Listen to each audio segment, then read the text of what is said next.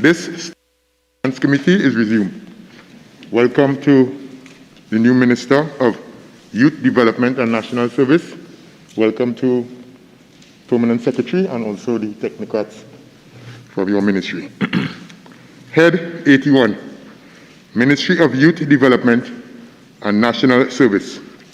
Head 81, Ministry of Youth Development and National Service. $467,100,210.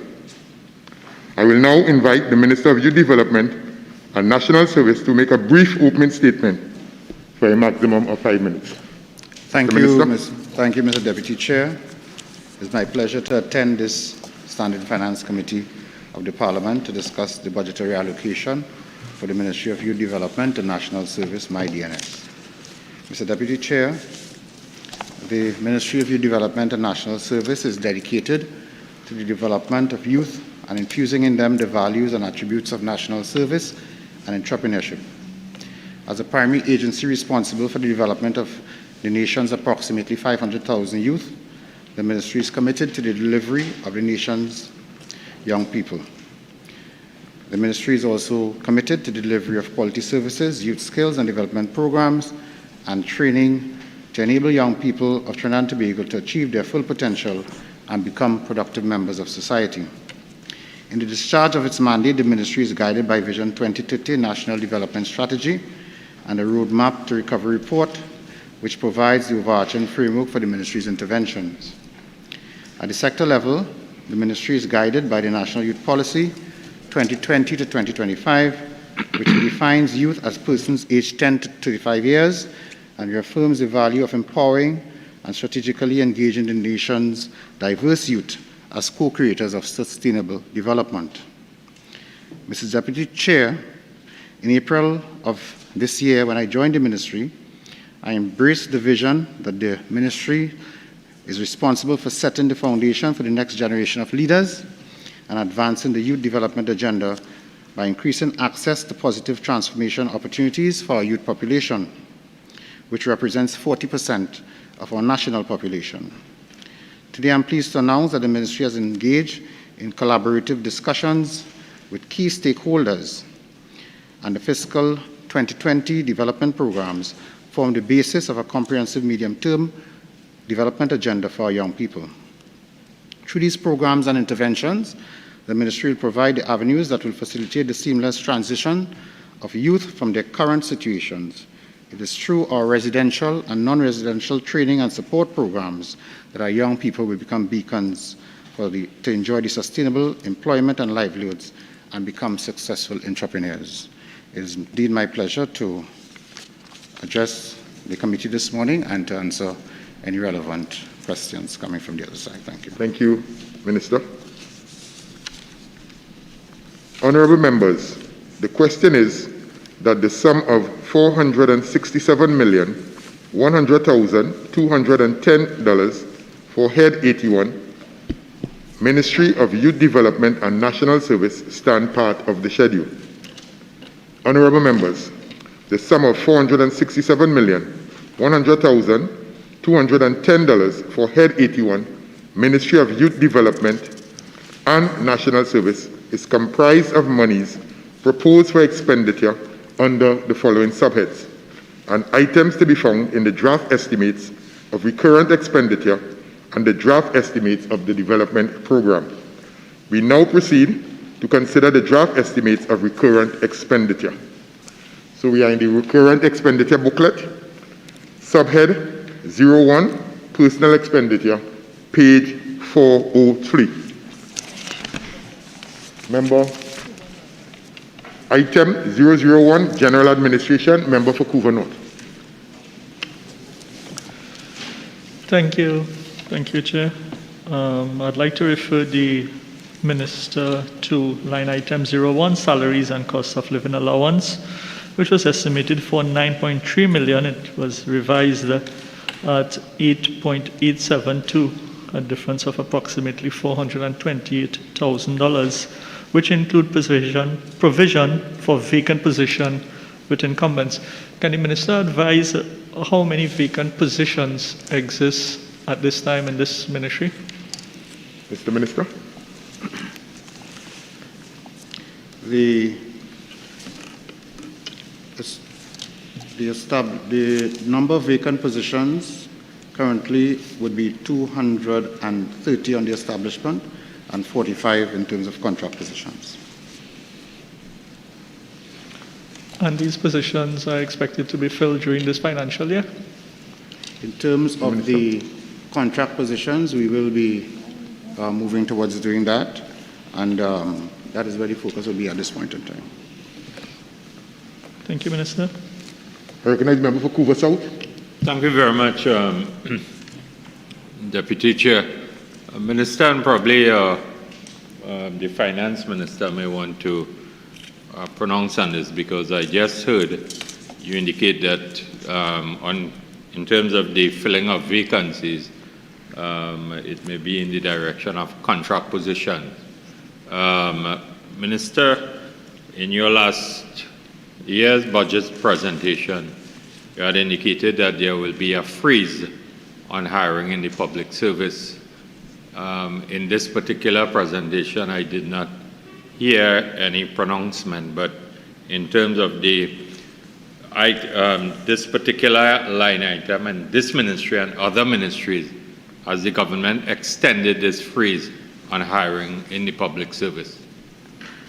The Minister of Finance. We have put an allocation in this year's budget, well, allocations, plural, to cater for some partial resumption of the filling of vacancies.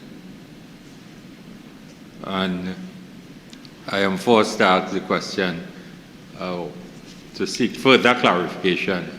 Minister, when you say partial filling, could you elaborate on that? Because from where I stand and my experience, and I'm sure that you have similar experience from the point of view of being a trade unionist. You know, in a previous incarnation. many people don't know that. What does this mean in terms of those who may be seeking employment in the public service? In my discussion, now remember, this is vacancies without bodies. These are posts totally vacant. There's nobody in them as acting or anything like that. My instructions and my discussions with the budget division is that we will put about 50% of the usual amount for the filling of vacancies in this fiscal year, and we'll monitor the situation and see whether that needs to be adjusted upwards or downwards. And that is ministries right across the board. That's my understanding. Just let me get clarification. Is that what we did? We put about 50% of the usual allocations of the campaigns. Yes, not all ministries and ministries that had requested. What I'm getting clarification here, we put it in the ministries that requested that allocation, not across the board. So the government, from a policy position at the level of the cabinet, are you saying it has lifted this freeze on hiring? No, I am not saying that.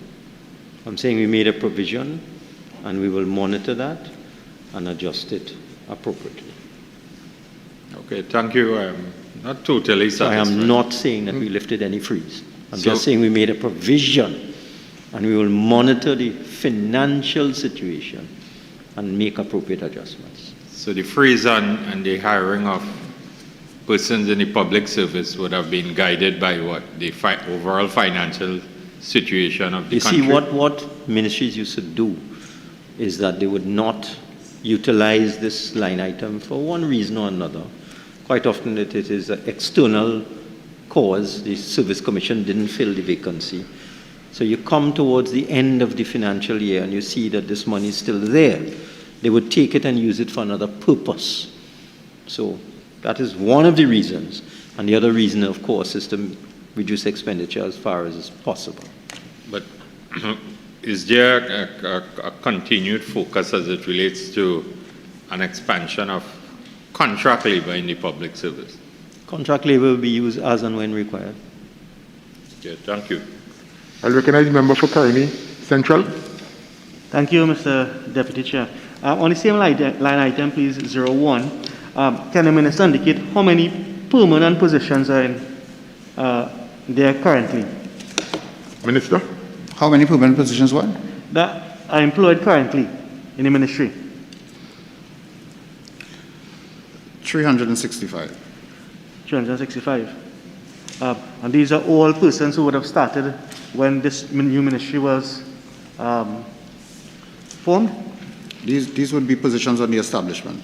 No, but the establishment would have formed last year when this ministry was formed, correct? Yes, those are persons who came across from different ministries when this ministry was created. Okay, I understand. Thank you. Supplemental question again? No, another line item, please. No, but hold on, let me get to it first. Item 002, cooperatives. No, I mean in the same. Proceed. Thank you. I see line item 14, remuneration to members of cabinet-appointed subcommittees. Can the minister get what subcommittees this will be catered for? Minister? That would be the advisory committee on the WIDACs, which is the Youth Development and Apprenticeship Centers, and non-residential youth development centers. Thank you. Kuvanot, you have a question here also? Before I move on? Thank you, Chair. On the same line item, item 14, remuneration for members of cabinet-appointed committee. There has been an increase from the estimate to the revised estimate. Is that more members were added on in terms of when we were planning for 2021 and what we actually executed in financial 2021? Because it was not in the initial estimate. Minister? Which item are you referring to? Item 14, line item 14. remuneration to members of cabinet-appointed committee. What was estimated for was 33,000 there, which would have been the calculated or the anticipated remuneration for the cabinet-appointed committees. However, more than that was spent, and what I'm asking is if it is that the committee was expanded from what was initially conceptualized. Well, this committee, because of the revamping of the WIDACs, we had to expand the committee, and that would account for that. And what's the size of that committee now? I don't have that information readily available, but I can give it to you later. Okay, thank you. Item 002, cooperatives. Member for Kuvanot? Thank you, Mr. Chair. Line item 01, salaries and cost of living allowance. Include provision for vacant posts with incumbents. Can the minister identify number of vacant positions in that for that line item? 002. Minister? We'll provide that to you in writing. No problem. Can the minister also indicate the number of persons currently employed in the establishment? That was answered already? Yeah. We'll also provide that information to you. Thank you, Minister. Okay, will be provided. Thank you. Member for Kuva South. Minister, in years gone by, we have had a lot of problems with the operations of credit union and their financial books and so on. You have a full complement of staff within your cooperative division monitoring the operations of credit unions and so on. The government has taken action to strengthen the cooperative development division, and certainly the division has been able to benefit from significant trading opportunities that the government has put in place. And you have a substantive commissioner of cooperatives and so on existing credit union? There is an acting commissioner in office. Acting? Yes. Okay. Item 003, friendly societies, page 404. Member for Kuva North. Proceed.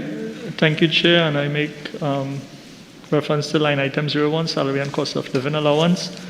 The revised estimate was approximately 166,000 above what was estimated in 2021. Can the Honourable Minister advise what the additional spending was for? Minister? This was for payment of salary and COLA and increments and acting allowances to monthly paid officers of the Friendly Societies Division.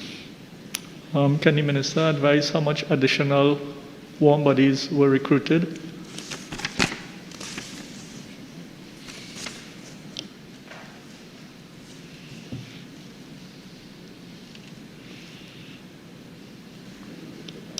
Minister? We will provide that information to you in writing. Thank you, Honourable Minister. However, in 2022, what I see is a decrease from what the actual spent was of 724,000. It has decreased now to 557,000. So if it is that we did recruit warm bodies and we paid additional salaries and COLA, is this proper budget planning to have a reduced figure here, or should it be what the revised estimate is? Well, we won't jump to any conclusions because I have not been able to. We will provide the information, so we can't assume warm bodies as yet. So let's provide the information, and at that point in time, I'll be able to answer that. Thank you, Minister. Item? Chair? Go ahead, proceed, member. Yeah, the remuneration for board members, it was initially estimated at 200,000, revised estimate of 369,000, an increase there of $169,000 for remuneration of board members. Can the Honourable Minister advise how much additional board members from what was initially anticipated were actually placed on the board? What I can tell you is that the board is now at its full complement, so if you see an increase there, it will be very well attached to that situation. And is it that before the board was short of members? How long did that exist for? Minister?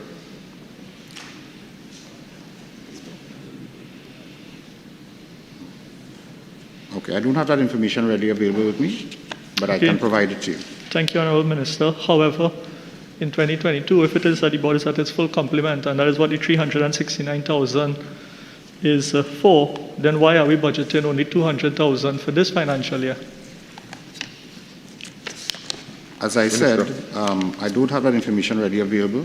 I will submit it to you in writing. At that time, the answer to that question will be taken care of. Thank you, Minister. Moving on, member. Item 005, Youth Affairs. Member for Kumutu Manzalino. Through you, Mr. Deputy Chair, Honourable Minister, item 01. This is salaries and cost of living allowance, youth affairs.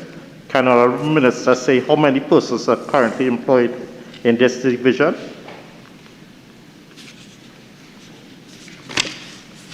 Honourable Minister.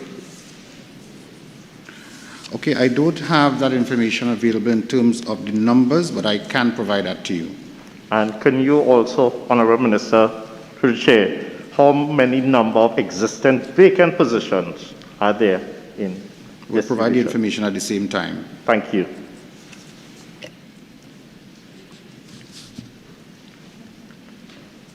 Item 006, National Youth Development and Apprenticeship Centers, page 405. Subhead 02, Goods and Services. Item 001, General Administration. Member for Caroni Central. Yes, please, Mr. Deputy Chairman. I was at 0601 when I had my hand up. Would you allow me to go back there? Hold on. On what page you 405.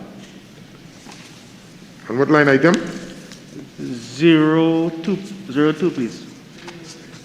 00602, wages and COLA. That's where we are. Okay, so we're on page 405. Right. Proceed. Yes, please.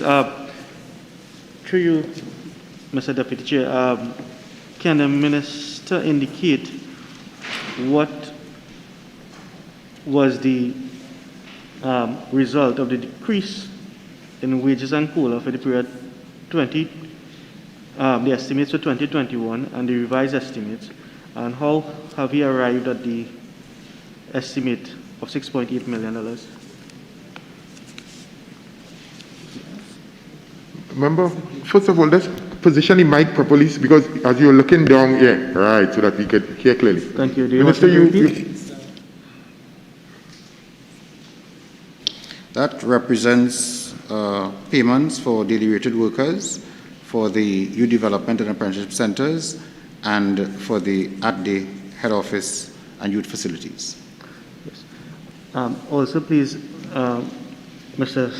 Honorable Minister, can you indicate what is the metric deployed to calculate this cost of living allowance? Metrics. The metrics to calculate. Can you hear again? Yes, metric. Minister of Finance. There's a formula that is used, please, Mr. Deputy Speaker. Deputy Chairman.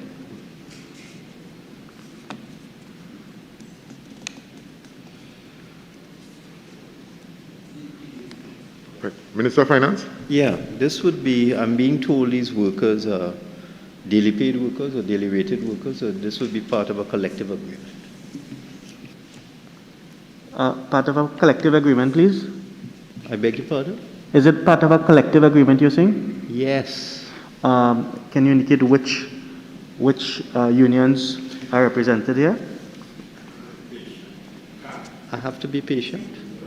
Okay. I am being told that I must not tell you in a bad way that it must Minister. be the National Union of Government and Federated Workers. You should know that. Thanks, Mr. Minister. Thank you. Same, Go ahead. same line item 006, we're moving to So, please. 29.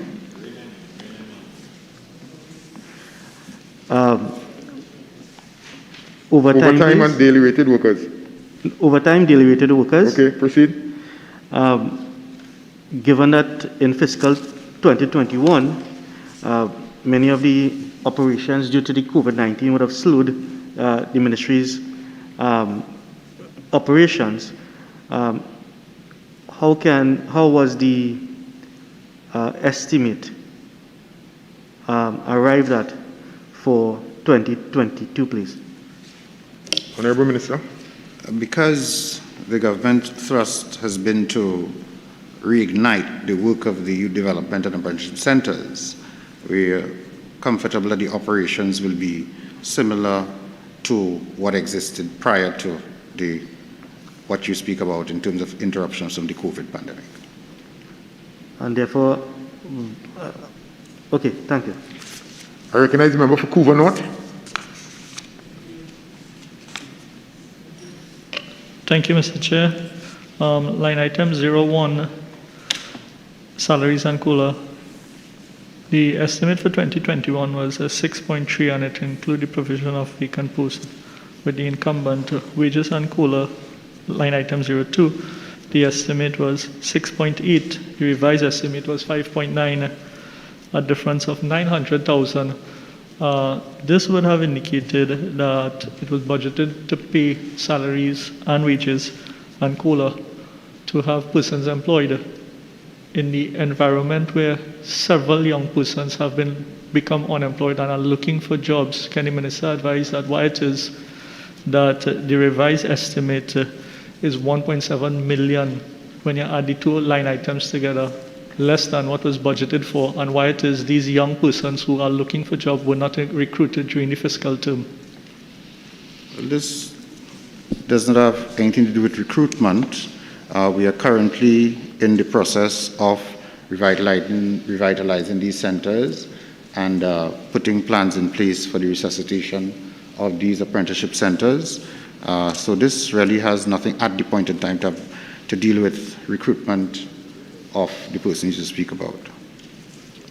However, in the explanation, it says include provision for vacant posts with incumbents. So during the financial term, we are looking at filling the vacant positions here with an increase of 800 for line item 01. Can the Honourable Minister, Mr. Chairman, can the Minister allow me to explain? answer that. I give way for the Minister of Finance. You finished? Okay. Minister of Finance. Yes, I realize some of the members are new.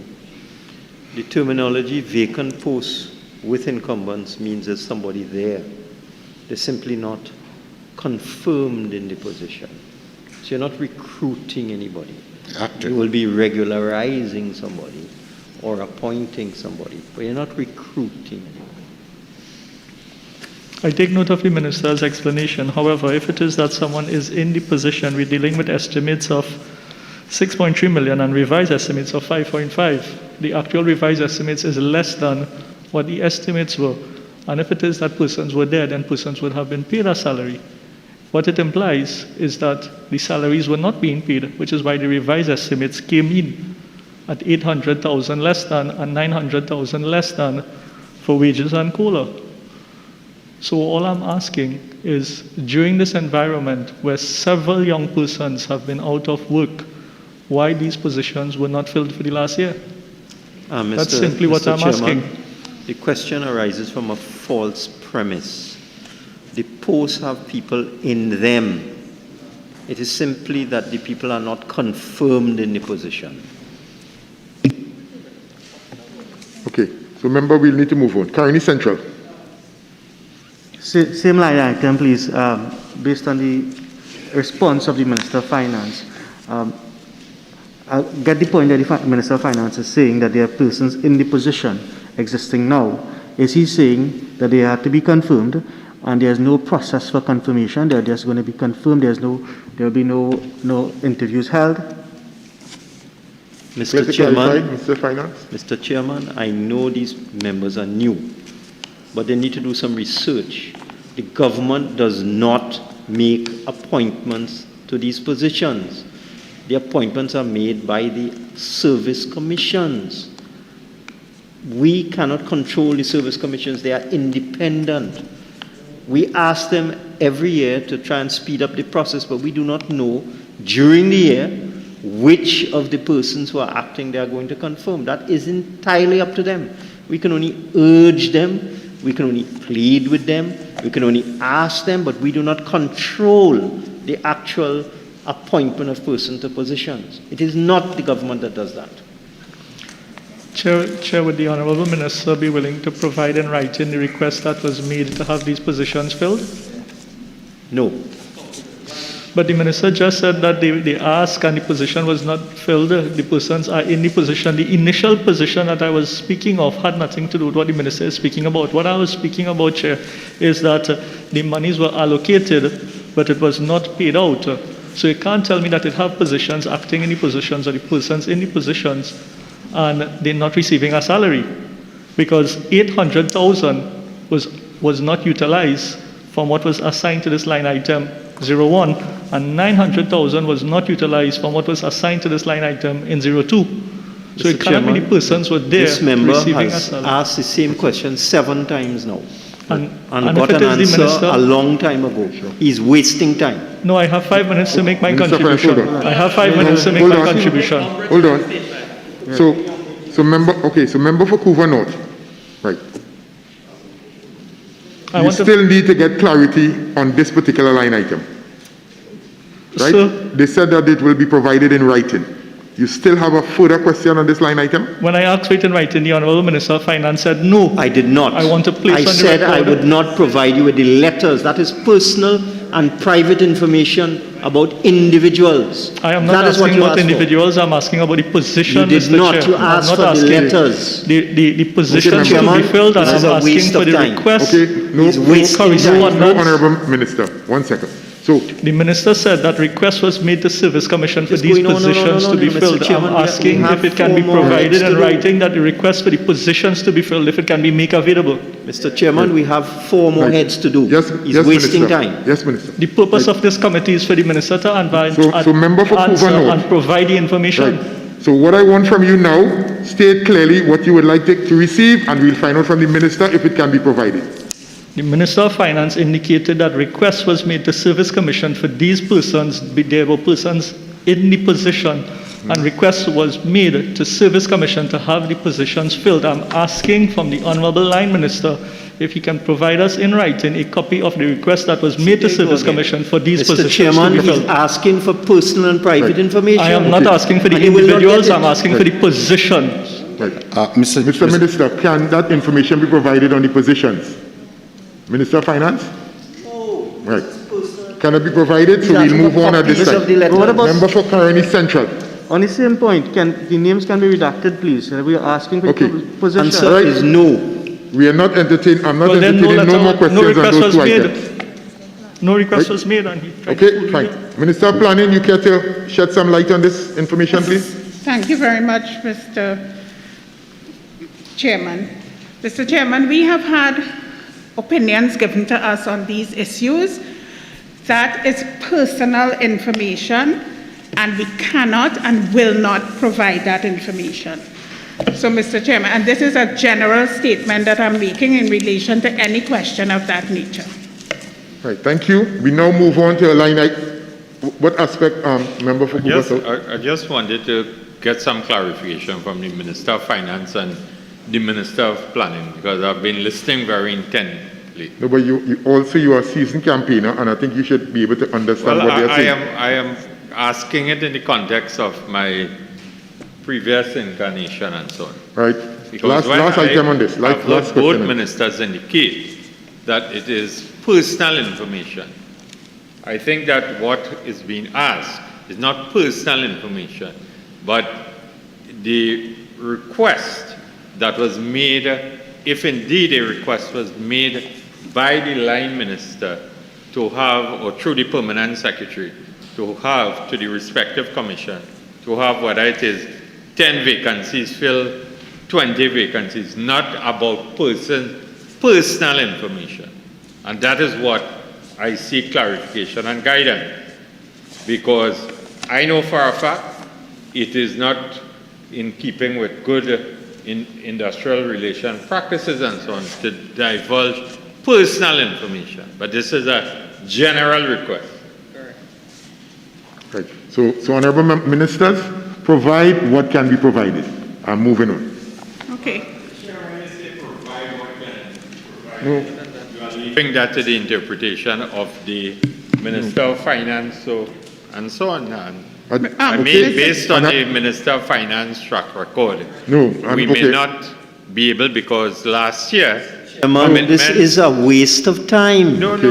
They're going down the road over and over, regurgitating the same question in a different form over and over and over again. Right. No. And listen, Chair, Member for Cuba South. last year, for example, commitments were given Mr. to provide Chairman, information I am in asking writing. for a ruling, Mr. And Chairman. when Can the meetings opposition were completed, continue we in did this not way? get the desired I'd like a information. ruling, Both please. individuals cannot speak at the same time. I'd like a ruling, So, please. Minister of Finance, hold on. Member for Cuba South, I hold you. And again, Mr. Minister, through the line minister, provide the information that can be provided based on what is requested. Please. Right? Minister of Planning, Mr. Chairman, just to make one point, please. Mr. Chairman, the Parliament staff is very careful with regard to undertakings that are made here and elsewhere.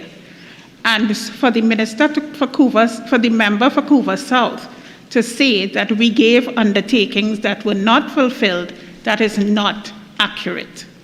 That is not accurate. Line item 002, cooperatives, Mr. Chairman, I page 406 to 47. I'm not recognizing you now, Cuba South. John's on the Okay, Cuba South. Cuba South. I'm moving on. Item 002, cooperatives, pages 406 and 407. And I recognize the member for Cuba North. Mr. Chair, my hand was up to ask on 001, General Administration. I'm now on item 002, cooperatives, 406 to 407. You have a question there, sir? Honorable member? Yes, sir, I have a question. Okay, pages 406 to 407, cooperatives.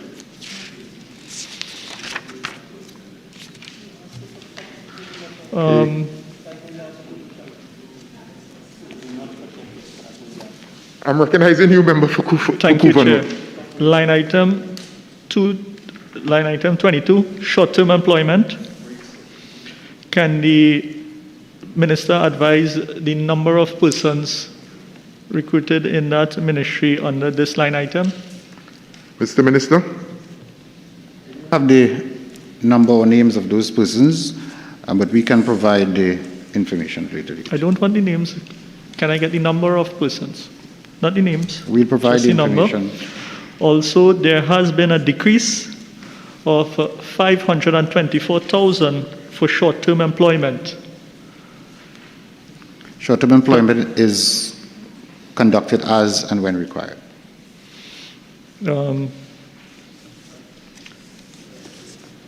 Is the minister satisfied with this funding, considering that decrease of 524,000 Yes. in an environment and a time where a lot of young persons are looking for work and employment?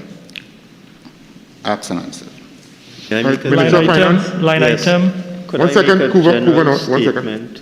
Again, I understand members are new.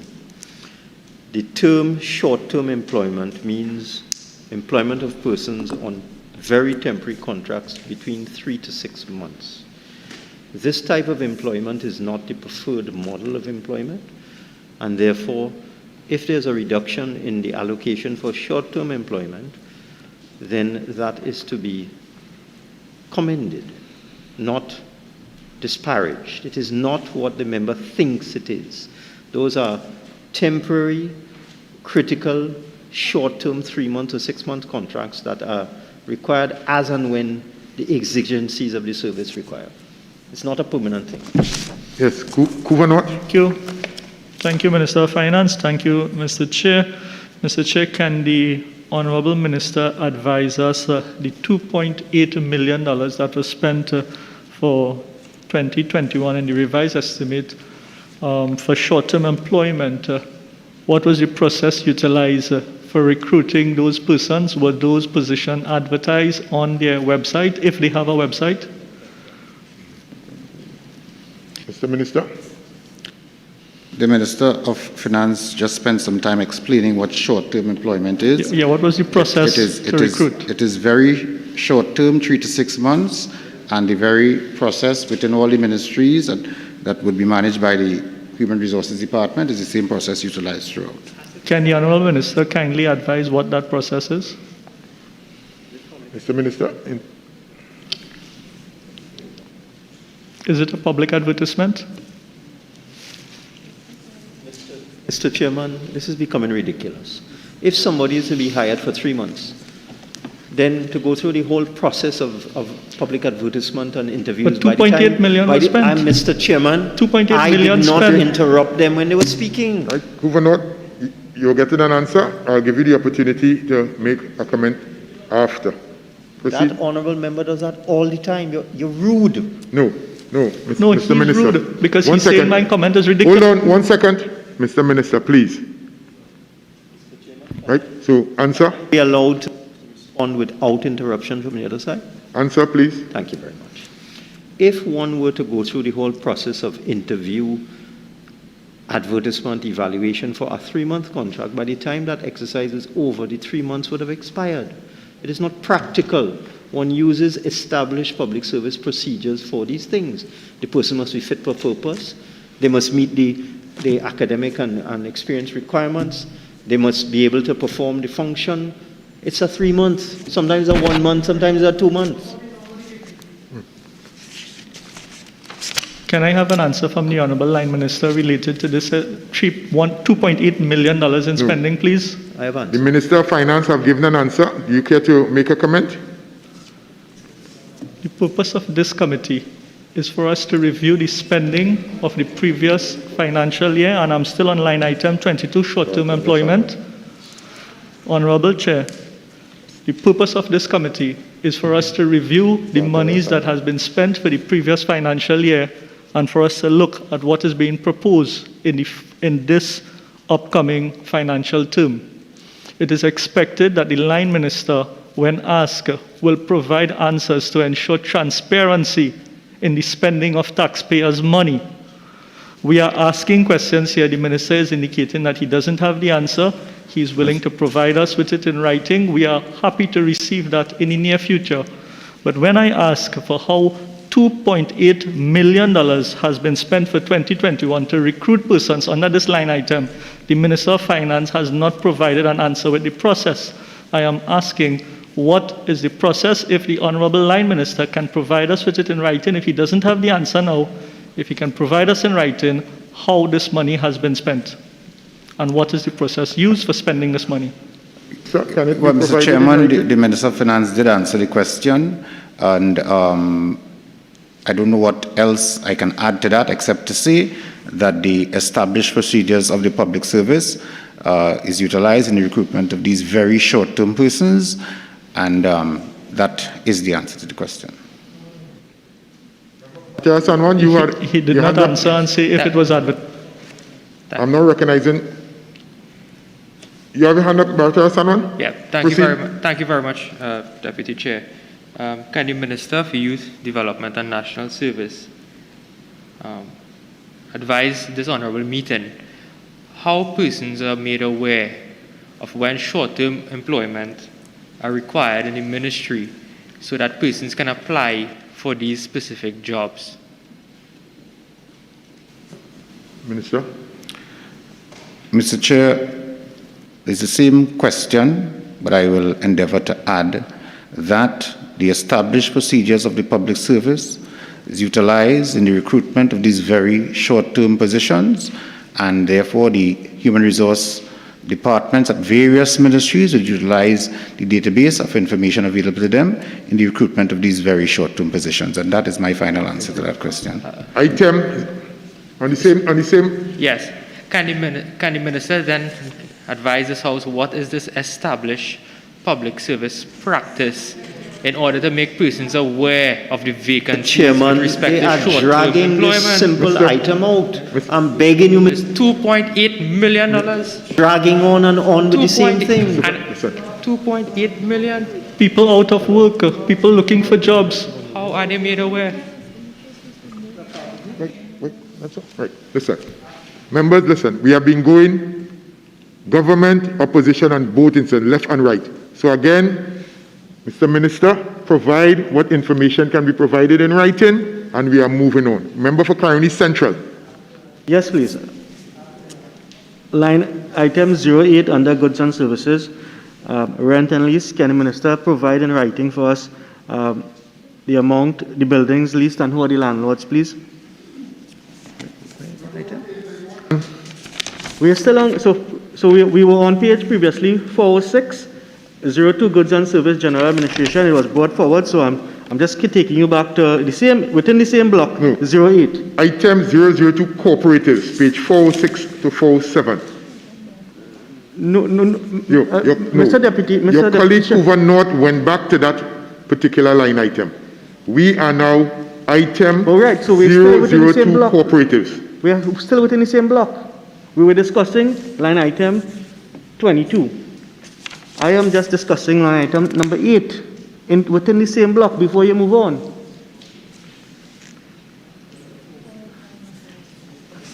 So, Goods and Services General Administration straddles 2 pages, 405 and 406. We were now discussing within that line item 22. Right. I'm going to allow one more question there, proceed. And yes, then please, we're moving on back to cooperatives. Right. Which is the buildings and who are the amount, so the buildings, the amount we pay and the landlords, please, in writing. Can the Minister provide that information? Mr. Minister.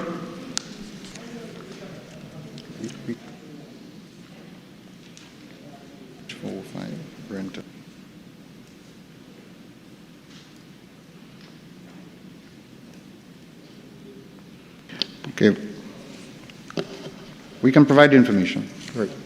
Right. So we now, line item 002, Cooperatives, pages 406 to 407. Chair, Hoover North, I'm moving There's on. another line item. No, Hoover North, I am moving on to this particular line item. I allowed you all to go back. We are going forward. I'm not asking to go back, Chair, but I'm on the same block before we move on to another line item on the same block. No, but we had already moved on, member. No, Chair, the Minister now finished answer and you are where my hands was up. Mr. Chairman. Thank you, Chair. Proceed. Moving Mr. on with line Chairman, item may 66, I ask posting for of ruling? conference. Can the Minister of Finance Mr. not Chairman, interrupt, may I please? ask for Hold ruling? on. Line item 66. May I ask for a ruling? Is it the intention of the Chair to allow members to go back to heads already dealt with? Not necessary, Mr. Minister, but I'm giving Thank him the you very opportunity much. on this occasion. Proceed, Member for Couva. Thank you Couva very North. much, Mr. Chair. We have not asked any item on the 002. We are dealing with 001, Proceed, member. 02, goods and services. Line item. 66, hosting of conferences, seminars, and other function. Under this line item, the estimated budget for 2021 was 250,000. However, the ministry spent 4 times that amount. The ministry revised estimate was 1 million. Can the Honorable Minister advise why such a significant overspending in this line item?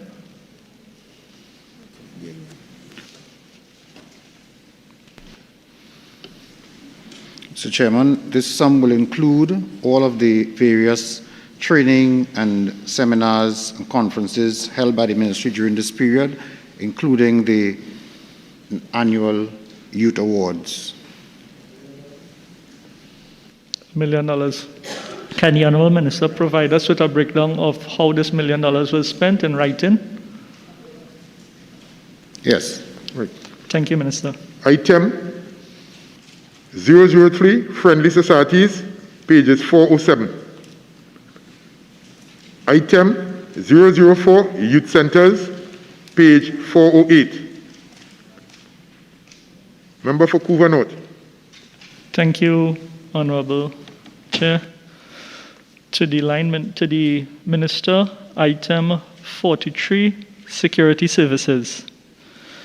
In 2021, the estimate for security service for this line item was 1,430,000. The revised estimate was 2,390,000, a significant overspending of 960,000. Can the Minister advise if there's any new contracts or why this additional spending? This will cover additional facilities that would have been commissioned during the period. And for this financial year, are we still providing security for those new facilities? Minister. Some of the facilities have moved into a state of refurbishment so that they will come back on in the following fiscal. Can the Honorable Minister provide a detail of this $2.39 million spent behind security services in writing? Yes. Item 005, Youth Affairs, pages 408, 409. Proceed, Couva North. Thank you, Mr. Chair. Mr. Chair, I would refer the Minister's attention to line item 17 for training in youth affairs. The estimate figure of 100,000 in training was there. No monies was utilized. Can the Minister kindly explain why? Minister.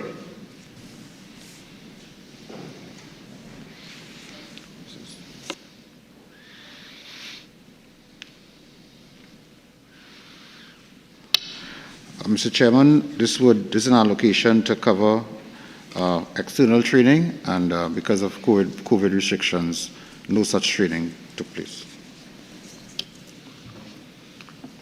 Item 006, National Youth Development and Apprenticeship, subhead 03, Minor Equipment Purchases.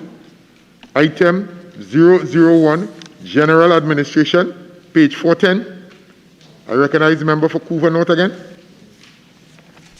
Chairman, you moved from 005 Youth Affairs into the following, and you left out 06 National Youth Development and Apprentice Center 006. I did not. I identified it. So you were dealing with the two item at once because you didn't call 006. No member. I got the acknowledgement from none of the members, so I moved on. Well, I didn't hear you call it, sir. With all due respect, if I may. Mr. Chairman, how long will this time wasting be allowed to continue? Member, I called it. Okay, I'm guided by you, Chair. If you said you did, I'm guided by you, but I did not hear you. Mr. Chair, I keep hearing the Minister say that this is a time-wasting exercise. I take umbrage to that statement because this is where the government has to account for the expenditure of the taxpayers' dollars. The Minister can't say this is a time-wasting exercise. Okay, members, please. Okay, member for Couva North. Right. Member for Couva North. So you are saying on item 06, National Youth Development Apprenticeship. Yes, may I? Thank you, Chair. Thank you, Chair. And I would like to ask the Minister also on the under National Youth Development and Apprentice Center, line item 17, training. 100,000 was allocated for training for those centers, and none was utilized. Can the Honourable Minister identify why? Mr. Chairman, this is to cover stipend for the trainees, and for this period, there was no intake to pay any stipends to. Thank you. Also, under short-term employment, 100,000 was budgeted for short-term employment during 2021. However, the revised estimate, again, no monies were utilized. Can the Honourable Minister advise why? The same. 22, right? 22. The same answer applies for line item 22, 23, 28, 40, 43, 57, 58, 66. I recognize the member for Moruga Tableland. Thank you, Chair. The Minister would have answered the question when he addressed with regards to 43. But could we ask, through you, Chair, with regards to the status of the centers and when they will be on board? No, but which line item, member? I was going to ask a question with regards to security, and I guess he addressed it when he addressed all the rest of line items with regards to it not being utilized within that fiscal period, and he would explain with regards to the estimate. No, but member, you still have to give me a line item so I can be specific when I refer your question or your comment to the minister. All right, so my question is with regards to all the fiscal period 2021, most of the finances was not utilized. So I'm just asking with regards to the status of the centers. Mr. Chairman, could I get a ruling? It must be a line item. As far as I know, there must be a specific line item, not a catch-all, all the items. Could I get a ruling on that, please? Fair enough. Member, you must identify the particular page and line item. Even though you can make a general statement, you must, once you ask in a question, to get an answer, you must identify the particular line item. I'm so guided, So what Chair. you can do is choose one of the line items and specify your answer with your question with regards to that. I'm so guided, Chair. With regards to the security services, in 2021, it had an allocation. Then we see when it was revised, nothing was spent. Then we have an estimated of 513,000. So with regards to the facilities, I'm asking to why nothing was utilized with regards to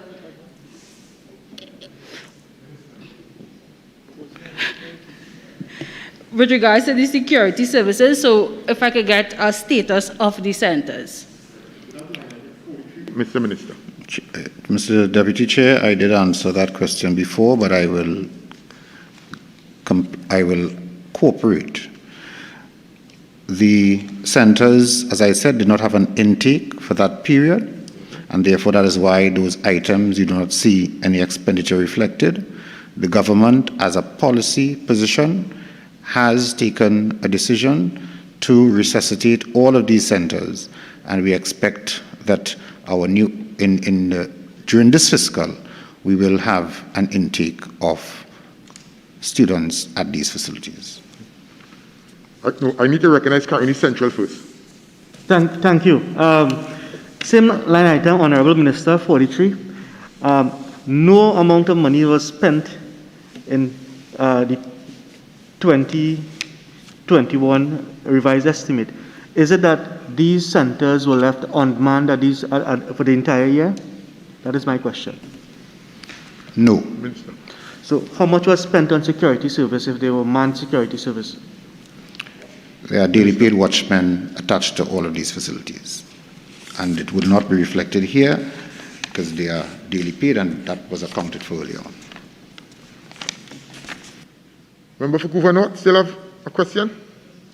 Yes. Following up from the Minister's response to my colleague from Moruga, if the Honourable Minister can advise us in terms of the policy decision that he spoke about, why no monies were spent, And it is the new policy now to reactivate this program for the line items 15 to 66 that he called out, indicating that no monies was utilized because it was a policy decision.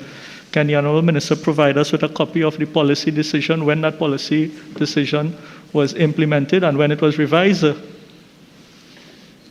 Mr. Minister? I'm a bit lost by the question, but I did indicate that we did not have an intake in the last period, and that's the reason for the no expenditure for that period, and that the government has decided to resuscitate these centers and facilitate an intake during this fiscal. That is the policy position.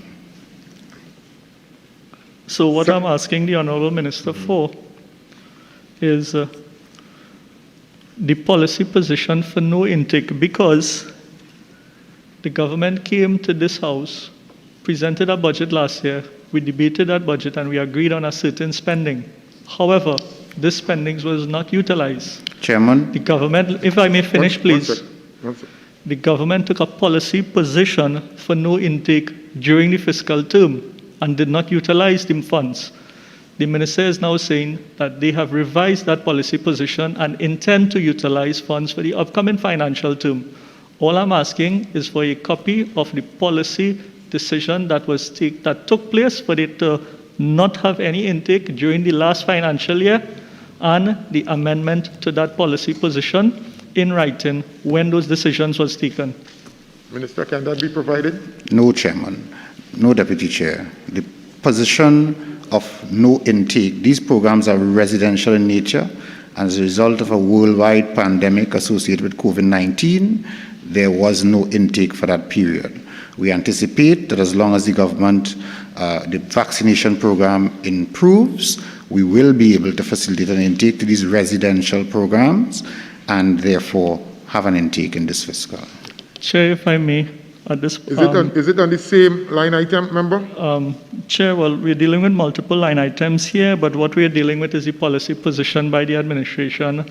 And Yeah, what I'm asking, but the minister has made it clear. Hold on, Minister of Finance. But the minister has made it clear it cannot be provided. You have an alternate to that question?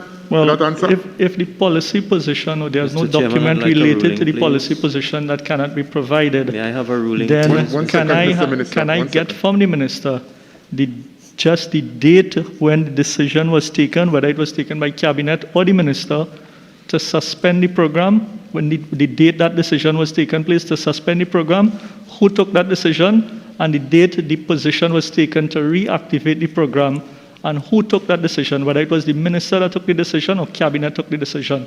But there must be some procedure and some sanity in how we go about doing things. We can't just do things in a wishy-washy manner without any specific And again, guidelines. before I go to the Minister of Finance, Mr. Chairman, I've been participating in finance committees now for 30 years.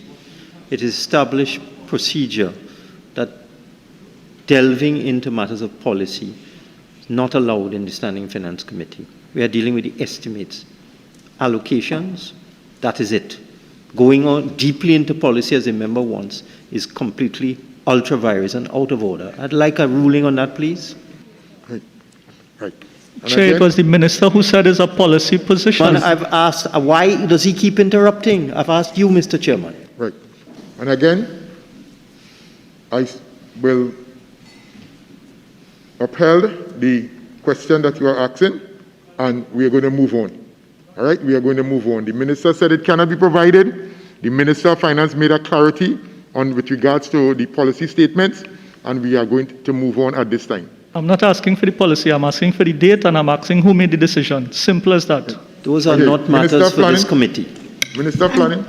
Thank you very much, Mr. Chairman. Mr. Chairman, just to remind and just to follow up on what the Minister of Finance said, when the chairman set the table for us to start the Standing Finance Committee, that was one of the things that was said, that policy is not part Chair, and parcel. what's the line item the Excuse me, Minister of may I be Planning is allowed- referring to? may What line I be item are we allowed on? to speak? Member for May Couva I North, Minister of Planning is on the floor this time. Exactly. On what line item? I'd like to follow what she's... I am not on a line item. Listen, You have to be on member, line item. Minister of Planning, have to be on a line Chair, item. she Minister said of she Planning, doesn't. address the chair. Member for Couva North, the Minister of Planning has my eye at this time.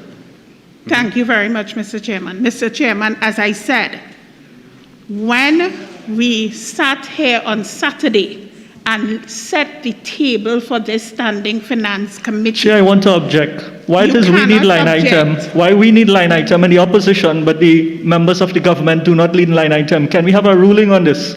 If there's line items to be referred to, it should go across the board. It cannot be one rule for the opposition and another rule for the government. This is wrong. Member for Couva North, I still do not recognize you. Thank you very much, Minister of Planning. Thank you very much, Mr. Deputy Chairman. Mr. Deputy Chairman, if the members opposite would even read their standing orders, they would understand what is taking place here. As I was saying, Mr. Deputy Chairman, you don't know any, so you can't refer to them. First of all, read Standing Order 8. Address Mr. the chair, Chairman, please. Mr. thank Deputy you very Chair. much. Member Yes, sir. May I be allowed to finish? Which one? May I be Chairman, how allowed many to finish? Why should you allow that language? No. Member for Couva South. Look, Tabaki, Member for Couva South. Hold on. Minister of Planning, complete. Chairman, I will repeat. Mr. gosh, Deputy save us. Chairman, when the chairman set the table for this Standing Finance Committee, one of the rules was very clear, that issues of policy are not part and parcel of this committee's remit. Mr. Chairman, therefore, if the member wants information on policy, it cannot be done through this committee.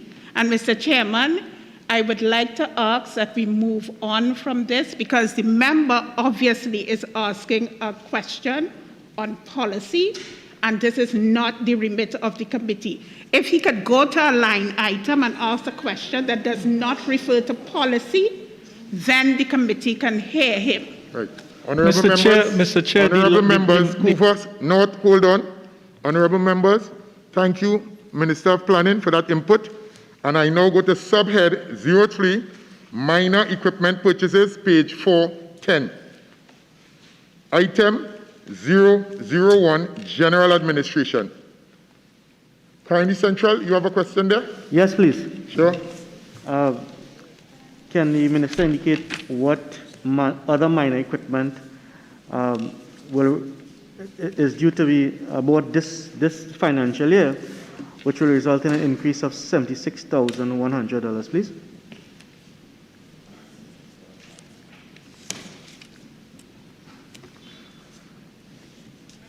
Minister, you with us?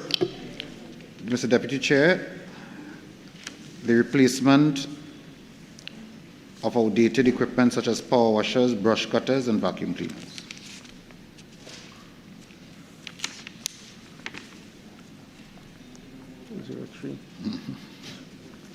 County Central, you have a supplemental? Not supplemental, but on the, I'm trying to follow you here. We're still on 001, General Administration. I want to move to 04, which is youth sensors. Can I do so? Just now, no, hold on. We are on page 410. We are on item 001, General Administration. That's where we are at this time. Until I call the other line item, then we'll be able to move on. So member for Couva North, you on this line item? All right. So we now go to item 002, cooperatives, page 410. Item 003, friendly societies. Item 004, youth centers.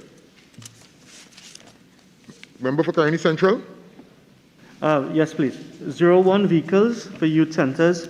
Can the minister provide a breakdown of vehicles earmarked to be purchased or leased with respect to this line item 01? So, Chair, that is an allocation to purchase 2 minibuses for 2 of our youth development centers at Los Bajo and St. James. Thank you. Recognize the member for Couva South. Minister, under your furniture and furnishing, You intend to spend any of this allocation on the California Youth Facility? Line item, member? This would be on a as required basis and would cover for the 6 development centers operated by the ministry, of which California is one.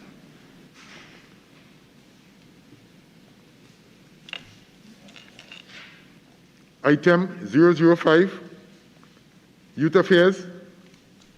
Item 006, National Youth Development and Apprenticeship Centers. Subhead 04, Current Transfers and Subsidies. Item 002, Commonwealth Bodies. You are right there? Okay. Item 005, Non-Profit Institutions. Item 0, where are you, Shigonas East?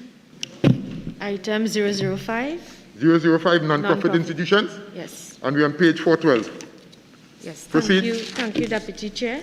00503, the RAP program. Can the Minister indicate how many youth and retirees are involved in this program at present or during the last fiscal year? Minister. This is one program that continued during the fiscal. I will be most willing to provide the details requested by the member, which is not available right now. Item, member for Bachara Sanwan. Yes, thank you very much, Deputy Chair. I'm on item 01, contribution to non-profit institutions, youth organizations. I saw that there has been a spend of about $191,000 there for the fiscal year. Can the Minister please provide us with the names of these organizations, inclusive of the amount of money that was allocated to them for that fiscal year? Yes. Will be provided. Thank you. Right. Couva North? Okay. No. Carney Central? Please, the same line item 05, transition homes. Can the Minister give a breakdown of the various purposes of these transitional homes? Transitional homes have a sole purpose of transitioning young persons who would come from community residences, what we previously called orphan homes, and that is the purpose of the transition home, to train them and equip them for entry into normal or regular life. And just for my edification, please, how will the ministry go about choosing these individuals to stay at these homes? The ministry has little to do in terms of choosing. As you attain the age of 18 years, if you are a resident at a community home, and you get to 18 before you no longer can stay at the community home, so the next position to graduate to will be the transition home. I recognize the member for Urupuch West. Thank you, Mr. Chair. Can the following on the same line item 05, would the Minister be able to provide a list of these homes and the individual allocation to each home? Minister. There is the transition home at St. Madeleine, and the government intends to have another transition home during this fiscal. So is it then, Minister, that there's only one transition home at this point? Yes. Item 007, households, page 412. I will recognize a member for Urupuch West first. Thank you, Chairman. I note under item 07, Civilian Conservation Corps, that we have a $2 million increase in the allocation. Can the Minister indicate whether this reflects an increased intake of members? Yes. The intention is to increase the intake in the program. Member for Couva North. Thank you, Mr. Chair. Mr. Chair, I refer the Minister's attention to line 04, National Mentorship Program. This was budgeted at $3.34 million for 2021. However, none was utilized. Can the minister advise why? Is it a policy position to shut down the program? If that is so, what date? Minister? There is no intention to shut down the program. This program would have suffered the same fate as the WIDAC, which because of the situation with COVID, we did not implement during this fiscal. Item 009, other transfers, page 413. Kuvanot, you have my attention. No, it was on the previous block, but you have moved on, Chair, so I will be. Member for Kumuto Manzolina. Thank you, Mr. Deputy Chair. To the Honorable Minister, this is regarding line item 02, the GAP program. How many persons are currently enrolled in this program, sir? Minister? I don't have the number with me readily available, but we'll certainly provide it to you. And the supplemental is, are there any changes expected in 2022 during this program, the GAP program? Minister? There would be no significant changes to the program during this fiscal. Thank you. Shigonasis? Thank Member? you, Deputy Chair. To the Minister. Minister, can you give some clarity as per if there are any major difference between the GAP and RAP programs? The RAP program is a program designed for retirees to mentor young students in terms of homework centers and assistance with programs such as that, while the GAP is a program that attaches young persons to senior citizens to assist them with care and those kinds of issues so that we can bridge that gap and strengthen the relationship between young population and elderly persons. For Kuva South, and then I'll go to Uropuch West. Kuva South? Thank you, Minister. With respect to the GAP program, I don't know if you are in a position to tell this meeting at this point how many persons are on the waiting list as it relates to seeking this particular service. I don't have the information available now, but I will provide it. And I know that the issue of the waiting time for the processing of the application sometimes takes 2, 3, 4, 5 months and so on. I will endeavor or ask of you to see if that could be reduced. And in addition to that, I have had some issues in the constituency where persons over 90 years and so on who really need this from an elderly support point of view. It has been pulled back from the respective families. And if you could look at that in terms of reviewing the focus of the program. Our digitization efforts to strengthen across government services and delivery will be, of course, given significant attention with the introduction of the new Ministry of Digitization, and I expect some of the issues you raised there will be addressed. I now recognize Uropuch West. Thank you, Mr. Chair. Line item 01, National Entrepreneurship Development Company. I note a 100% increase between the estimate of 2021 and the estimate of 2022. Can the Minister indicate what would have caused this drastic increase in the allocation under this head? The increase in the loan portfolio to assist entrepreneurs, and all of this is tied to our roadmap to recovery report as we seek to assist budding and businesses in their recovery efforts. Member for Uropuch West, supplemental or? No, different head. You okay? No, one more question, sir. Okay, proceed. But it's not a supplemental. It's in regards to subhead 03, Community Recovery Program. In 2021, we estimated $7.7 million to be spent under this very important head.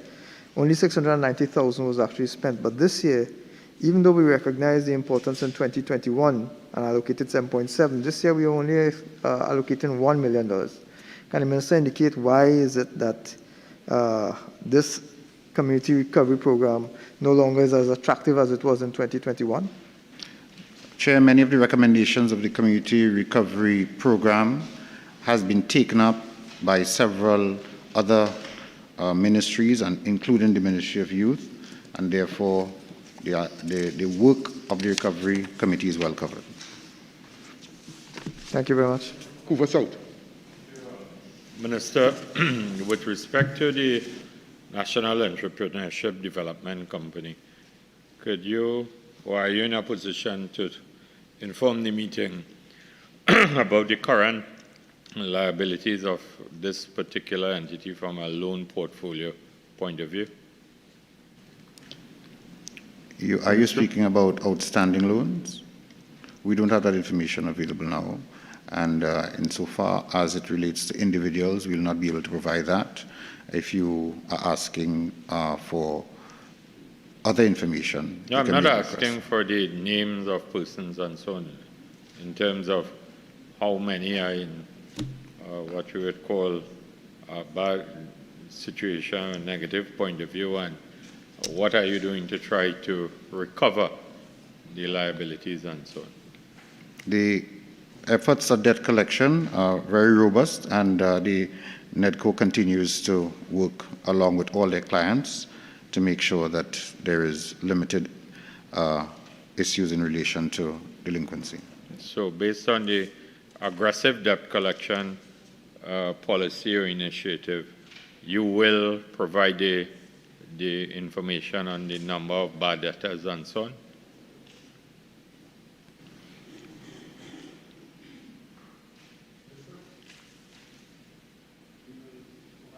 We will provide the information that we can. Honorable members, we will now move on to the draft estimates of the development program. Subhead 09, Development Program, different book, Consolidated Fund, page 172.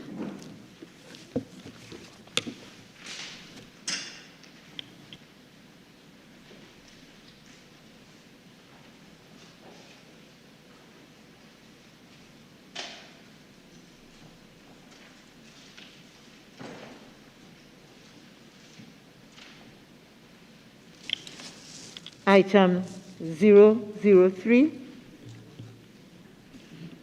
item 004, item, yes, member for Caroni Central. Yes, please. 04.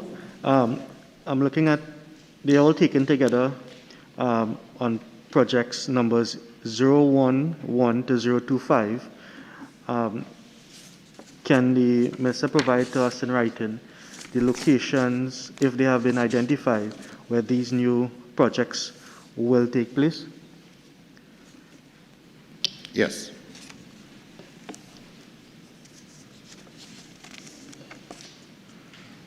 Member for Couva North. Thank you. Thank you, Madam Chair. Madam Chair, line item 002, implementation of National Youth Policy, an allocation of $1 million was made towards that in 2021 for the implementation of the National Youth Policy. However, no money was expended. Can the Honourable Minister advise why?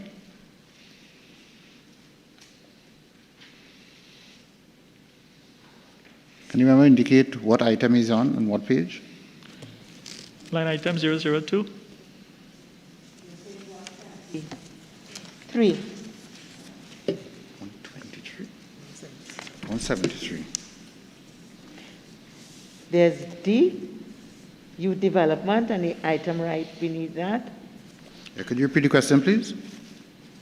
Can the Honourable Minister advise why the revised estimate is nil for this $1 million that was allocated for this line item? The youth policy has been completed, and it's just for printing and dissemination now. So nothing took place for the entire fiscal term of 2021 with respect to this? And this project has been shelved for 2022? The youth policy was approved very early in the fiscal, and it is now just to package and disseminate. Okay. Moving on to line item 008, establishment of a farm school in Maruga. 1 million was allocated for this project in 2021. However, the revised estimate is nil. Can the minister advise why no monies were utilized here? We are currently at the stage of consultations with the community for this project, and that is where we are with the Maruga Farm School. Thank you, Honourable Minister. Can you also consider including my colleague, the MP for Maruga, in the hosting of those consultations? I remember seeing the MP. Sorry.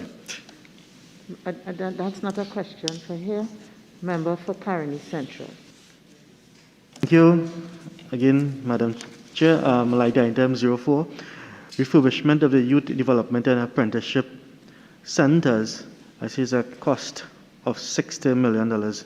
Can the Minister indicate which centers will be upgraded or refurbished, whether this amount of spend will complete these projects, and whether those projects are earmarked to be completed in this financial year? So there are three things. If you want, I can go one at a time. The centers located at Chatham, Presto Presto, and El Dorado will be refurbished during this fiscal, and this amount represents the estimated expenditure to be incurred during this fiscal. Member for Maruga. Thank you, Madam Chair. Madam Chair, line item 005, youth social programs. An estimate of 1 million in 2021.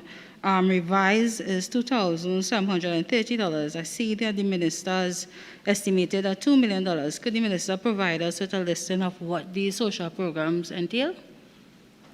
These programs entail mental health program, adolescent intervention program, World AIDS Day, among other similar programs organized by the ministry. Thank you, Madam Chair. Yes, member from Maruga Tibaland. Madam Chair, item 007, construction of youth development apprenticeship centers. Could the minister indicate the location of these centers, these new centers that is to be constructed? The locations would be Wallerfield and Chagaramas. Yes, member from Maruga Tibaland. Thank you, Madam Chair. Madam Chair, I know my colleague would have asked with regards to line item 008, but I see in fiscal 2022, we have 15 million allocated. Could the minister provide in writing a breakdown as to how this would be disposed of, how it will be spent in the community? That sum is a sum allocated towards the design and start of construction for the Maruga Farm School. Is the allocation in mind at the moment? That is specifically for the Maruga Farm School, which will be in Maruga. I know it will be in Maruga, but what part of the community? Is there a specific street has been allocated? Well, the consultation is still ongoing. As you know, you would have been part of the first consultation, and as soon as the consultation is completed, we will decide and determine the exact location. Thank you, Mr. Sogait. Item 005, multi-sectoral and other services. Member for Oropouche West. Thank you, Madam Chair. Item 003, sub-item 003. There's an allocation of $891,000. This is a new project. But I note in the name of the project, Institutional Strengthening of Societies Registered under the Friendly Societies Act 2021 to 2022, and liquidation and distribution of assets for closed societies. This does not appear to be an expenditure item. Certainly, a liquidation and distribution of assets should not be considered as a cost item. It seems to be more of a revenue generation item. Can the minister provide some clarity with regards to that? The item speaks to any expense that would be incurred in the institutional strengthening of existing societies and the disposal of assets. The disposal of assets will involve a procedure, and therefore whatever costs associated with that procedure would fall under this item. Can the Minister, just as a follow-up, Madam, can the Minister then indicate what would happen to funds generated out of the sale of these assets? Would they go to the consolidated fund, or would it go to a subhead somewhere? By law, all funds from the disposal of these assets are distributed to the existing members of the society. Thank you. Honorable members, the question is that the sum of $467,100,210 for Head 81, Ministry of Youth Development and National Service, stand part of the schedule. Those in favor say aye. Those against say no.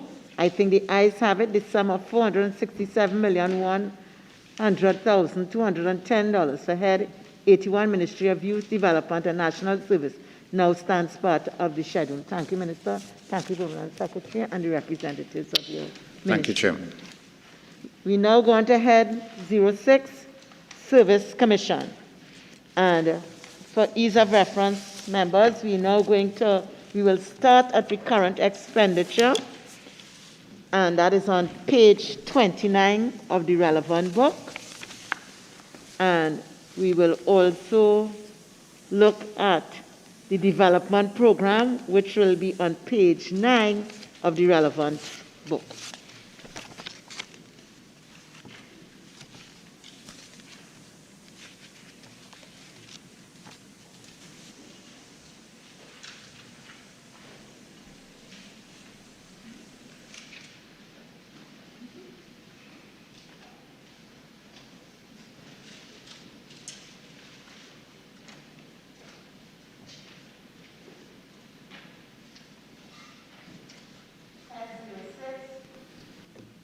Service Commission, $7,488,900.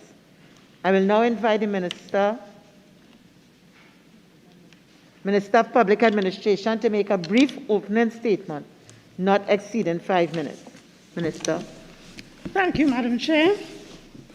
The Service Commission's Department, as a secretariat for the 4 independent commissions, is a key partner in this country's transformation agenda, as articulated in Vision 2030, National Development Strategy, and the roadmap for Trinidad and Tobago post-COVID-19 recovery. These 2 national documents establish the context and framework for the functions and operations of public administration in the country. These documents, coupled with the SCD's vision, mission, and core values, and the findings from the institutional strengthening exercise, have established a pathway for the SCD to embark on a comprehensive transformational strategy. The COVID-19 pandemic further intensified the need to improve service delivery throughout the public service through the enhanced use of information and communication technology. The restricted budgetary constraints have mandated SCD to adopt various and lean means to ensure business transformation and to execute core business functions. Therefore, the SCD's transformational strategy, inclusive of a digital transformation, will allow for the management of documents, records with appropriate security policies, data-driven decision-making and transparency, cost efficiency, standardization of processes across all 4 commissions, and a more client-centric environment focusing on ease of services to the public via technology, reduced timeframes for output, improved communication channels, enhanced stakeholder relationships. There's a need for improved performance of public institutions through not only the process, but human capital. Inherent in this is also the imperative to build trust and confidence in stakeholders and to achieve meaningful results in the shortest possible time. The SCD's transformational agenda, which is aligned to the strategic vision of the 4 service commissions, is essential to the development of a suitably structured and well-staffed, competent public service, which is able to support the necessities of national development. Madam Chair, me and my team are happy to address any questions that may arise. Honorable members, the question is, that the sum of $70,488,900 for the head 06 service commissions stand part of the schedule. Honorable members, the sum of $70,488,900 for head 06 service commissions is comprised of monies proposed for expenditure under the following subheads and items to be found in the draft estimates of recurrent expenditure and the draft estimates of development program. We shall now proceed to consider the draft estimates of recurrent expenditure, subhead 01, personal expenditure, item 001, general administration, member for Couva South. Thank you. Thank you very much, Madam Chair. Minister, taking into consideration that you have an allocation of $11,881,500 as it relates to salaries and cost of living for 2022, and your Minister of Finance has indicated that salary negotiations are to begin or to commence in 2022 for the backlog of public sector wage negotiation. Could you inform this meeting whether the personnel department or the office of the chief personnel officer has the capacity and manpower as it relates to dealing with the backlog? So before I invite the minister to answer, member for Couva South, maybe you could assist us in letting us know exactly what item you're referring to. Oh, sorry. I jumped it a bit. All right. So do you need an opportunity to recalibrate or take somebody else? Yeah. So I guess we can go on because your question is not under general administration 01, subhead 02, goods and services. Item 001, general administration. Item 002, Tobago services. Item 003, Public Service Commission. Item 004, Teaching Service Commission. Item 005, Judicial and Legal Service Commission. Item 006, Police Service Commission. Member for Barataria-Sangli. Thank you very much, Madam Chair. Madam Chair, we all know, with respect to the issues relating to the appointment of a Commissioner of Police, and, Page 32. on 28 other contracted services. And I'm wondering whether or not this allocation will be enough for the Police Service Commission to do its work in terms of the recruitment exercise for creating the merit list in order for the appointment of a Commissioner of Police. It's a very small allocation of $419,000. It's an allocation of how much? 200? $419,000. Oh, yes.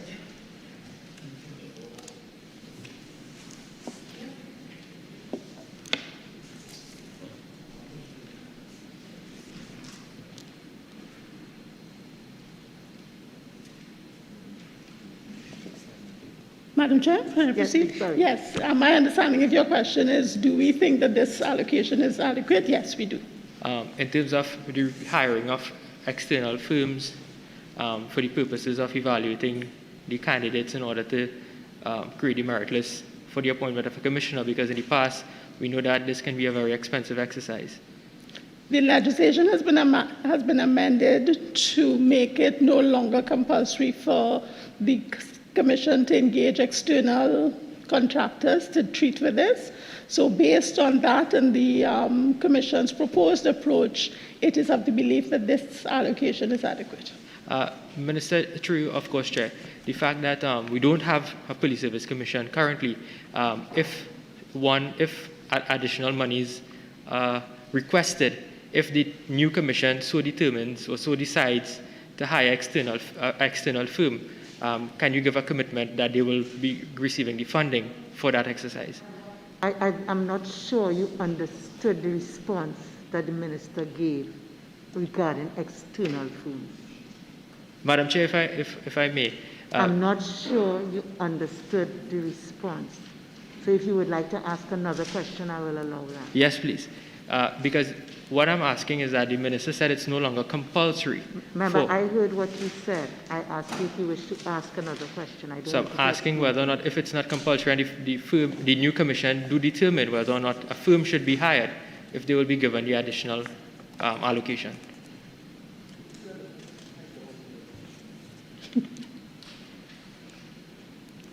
Remember, I think the first question you asked the minister was whether this would be sufficient for the purpose, and that was answered. Do you have another question? No, please, Madam Chair. Thank you very much. Subhead 03, minor equipment purchases. Item 001, general administration. Subhead 04, current transfers and subsidies. Item 007, households. Honorable members, we will now move on to the draft estimates of the development program.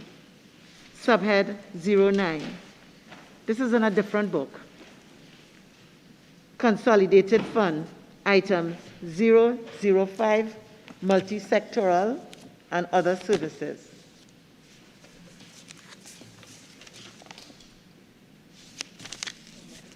Member for Couva South.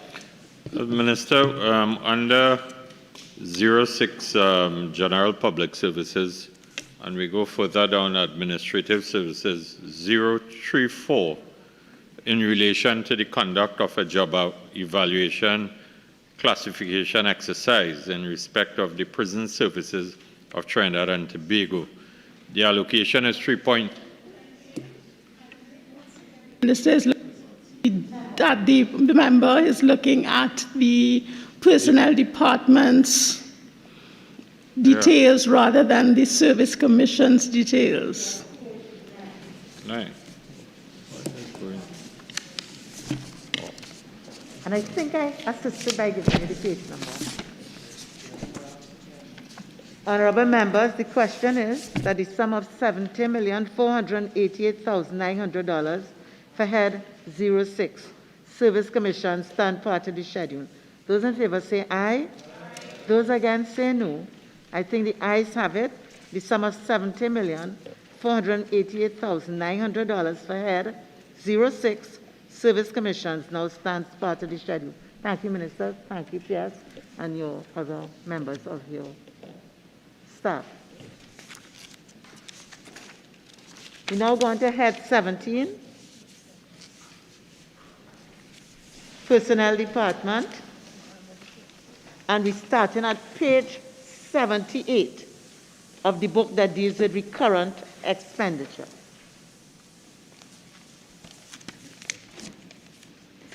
And we will also look on the draft estimates for development program. We'll be starting there at page 45.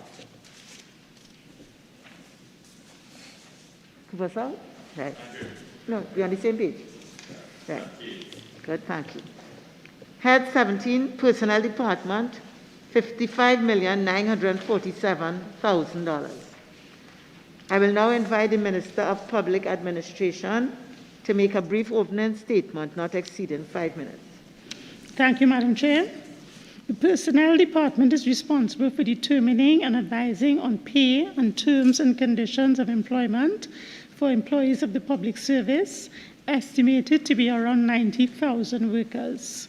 The department determines through consultation and negotiations with appropriate recognized majority unions and associations the terms and conditions of service for persons in the civil service statutory authorities, subject to the Statutory Authorities Act, the teaching service, the police service, the fire service, and the prison service. The department is also responsible for the determination of terms and conditions of employment for members of the Defence Force, daily rated workers, contract employees, and the provision of secretariat services, and advising the Salaries Review Commission on the terms and conditions of employment of office holders within its purview, as well as providing secretariat services to the Human Resource Advisory Committee, a subcommittee of Cabinet for which the department provides recommendations and advice to treat with organizations in the state sector. The department is also required to advise on a wide range of HR issues in the public service, including matters related to industrial relations. These include matters before the industrial court, grievances and disputes. Currently, the department is engaged in 2 job evaluation exercises.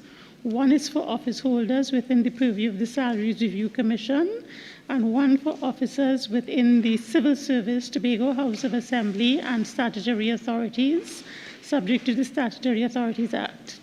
The leadership of the department, through the implementation of its strategic plan 2018 to 2020, continues to strengthen the organization to improve the timeliness and quality of service delivery to all its stakeholders. I thank you, Madam Chair.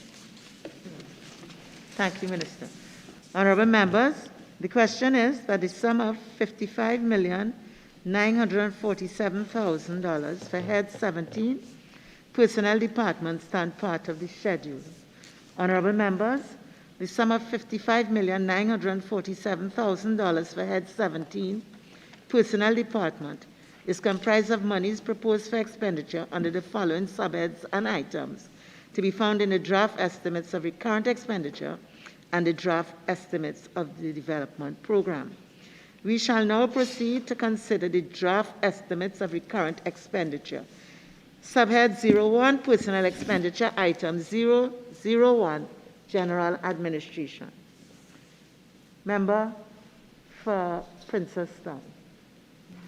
Thank you, Madam Chair. Madam Chair, line item 16, contract employment, to the Honourable Minister.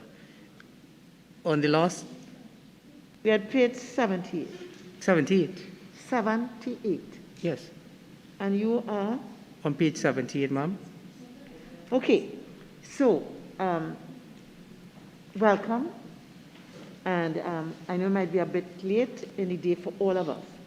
We are at subhead 01, Personnel Expenditure, Item 001.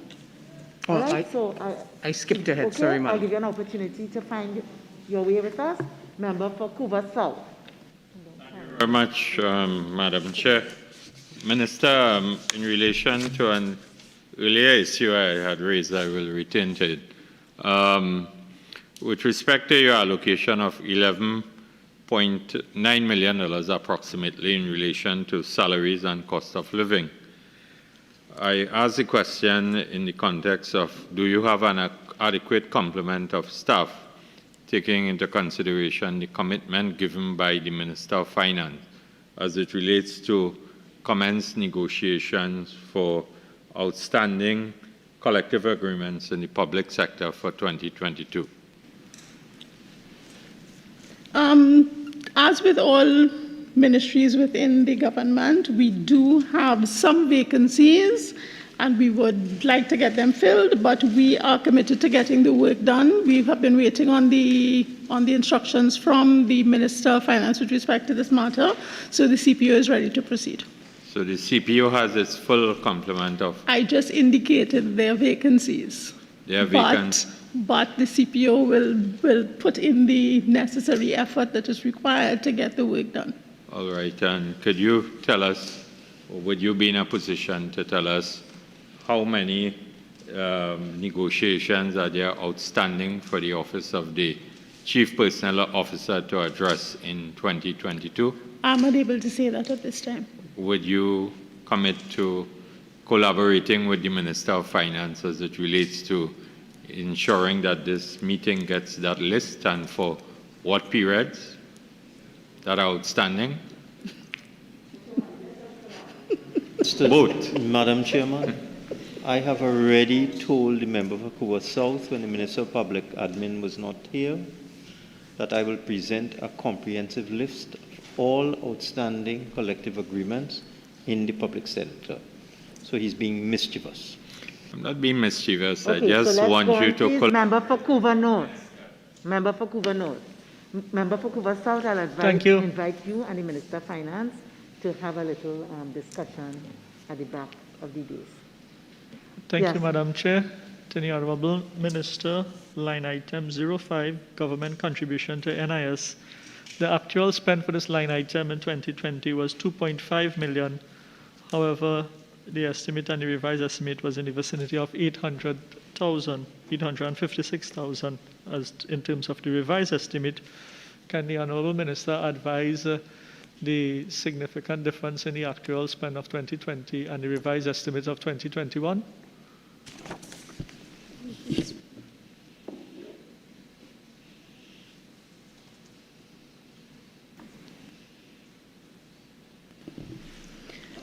With respect to this matter, there were persons who were acting in higher positions, and therefore their NIS contributions were higher than they otherwise would be.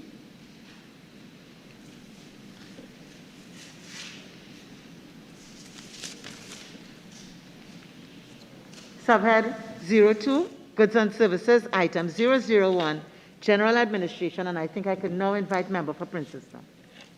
Thank you, Madam Chair. It's a similar question that the member for Vancouver South raised under 001.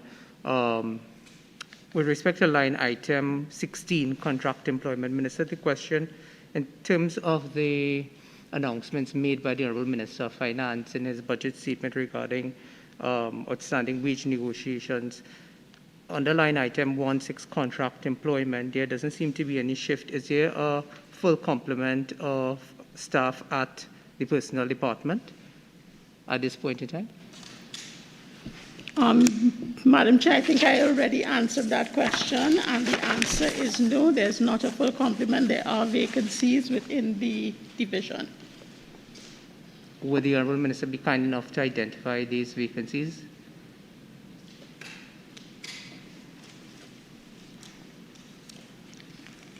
Madam Chair, can I give that?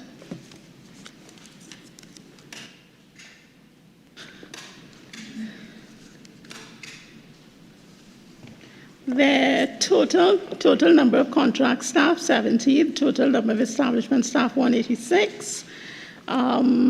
There's a ratio of 70 over 186. 38% of the positions are vacant.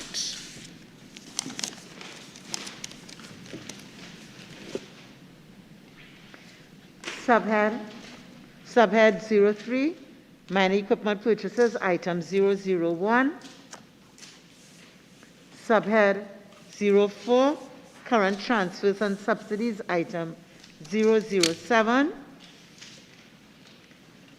Honourable members, we will now move on to the draft estimates of development program. We are at page 45. Subhead 09, development program consolidated fund, item 005, multi-sectoral and other services. Member for Vancouver South.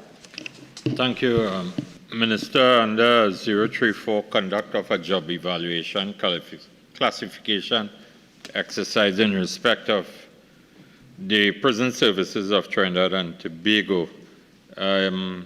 Has this had the sign-off and agreement of the Prison Officers Association? The job evaluation is currently in process, and we are working with the unions as we go through the process in respect of all the stages. So there's no requirement at this point for a sign-off because it's not completed. All right. Well, I mean, I don't want to get into the nitty-gritty of it, but sometimes in terms of comparators and the parameters and so on, you have to sign a memorandum of understanding as you go forward. Has this been done? Well, as I said, we're working closely with the trade unions, the relevant trade unions. I have seen a draft memorandum of understanding. I can't let you know whether that has been executed. All right. And that applies to also the civil service too, the public Correct. service. And with respect to, okay, all right, thank you. Members, the question is that the sum of $55,947,000 for head 17 personnel departments stand part of the schedule. Those in favor say aye. Those against say no. I think the ayes have it. The sum of $55,947,000 for Head 17 Personnel Department now stands part of the schedule. Thank you, Minister. Thank you, PS, and other technicals. Head 01, President. And for the guidance of members, in the recurrent expenditure draft estimates, we will be at page 1.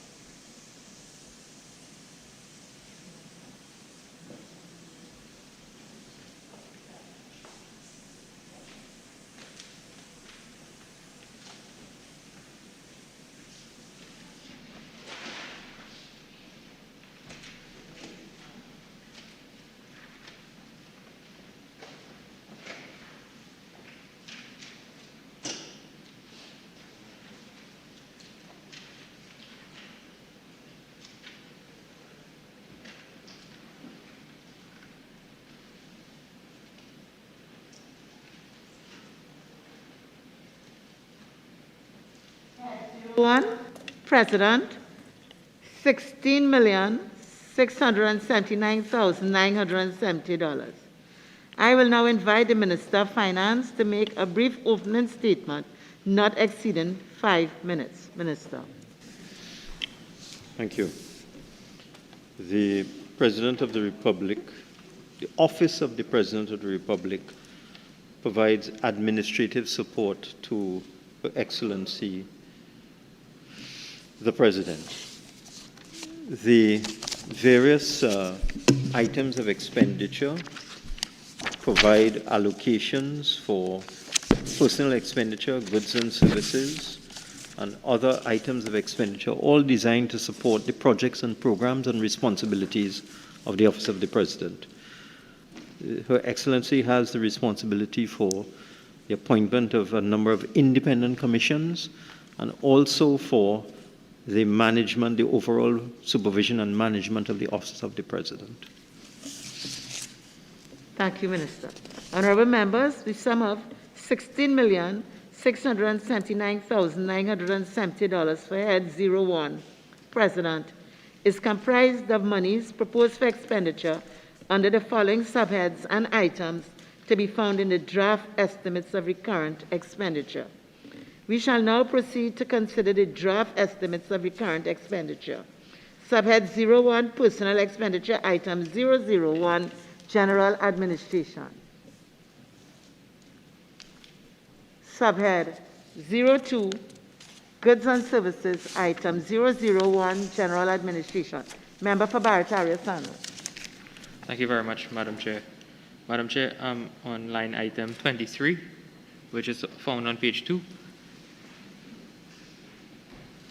Fees, can the Minister indicate whether or not this fees here that we're seeing, this figure of $113,108 spent in fiscal year 2021, whether that would have encapsulated fees relating to external counsel, advice from external counsel to the Office of the President?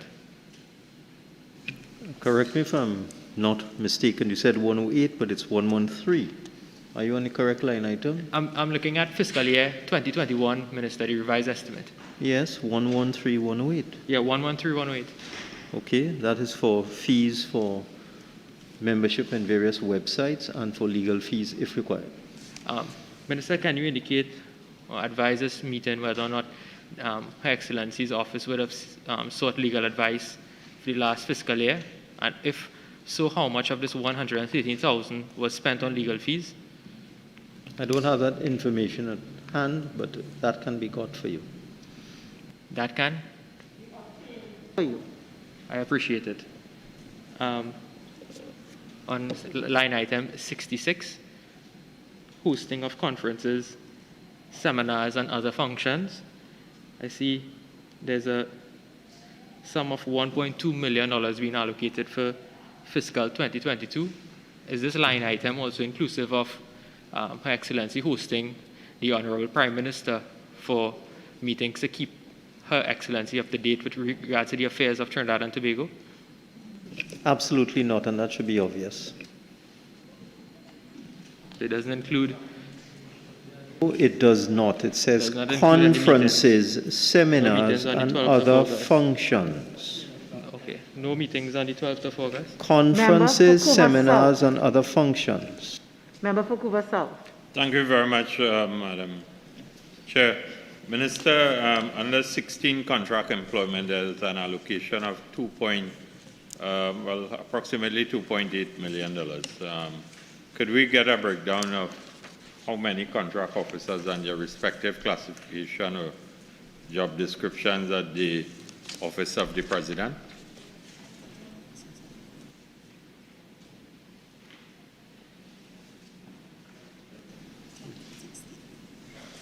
They have 10 contract officers, one short-term person, one person on a short-term contract, and one consultant. And I didn't hear you clearly. I didn't hear you clearly. Okay, you wish me to shout? We have the President, not me. The Office of the President has 10 contract officers, one person on a short-term contract, and one consultant. Okay? The job classification of these 10 or their designation of these 10 contract officers? That will be provided in writing. Thank you very much. Thank you very much. Item 002, Tobago Services. Subhead 03, Minor Equipment Purchases item. Where are you going on minor equipment, or you want me to go back to Tobago? Okay. Item 001, General Administration, Member for Princetown. Thank you, Madam Chair. Honorable Minister, line item 01, vehicles. There's an allocation of 1 million. Can the Honorable Minister indicate whether or not the vehicle that usually transport Her Excellency, whether or not there's that the Office of the President envisages purchasing a new vehicle for Her Excellency in this financial year?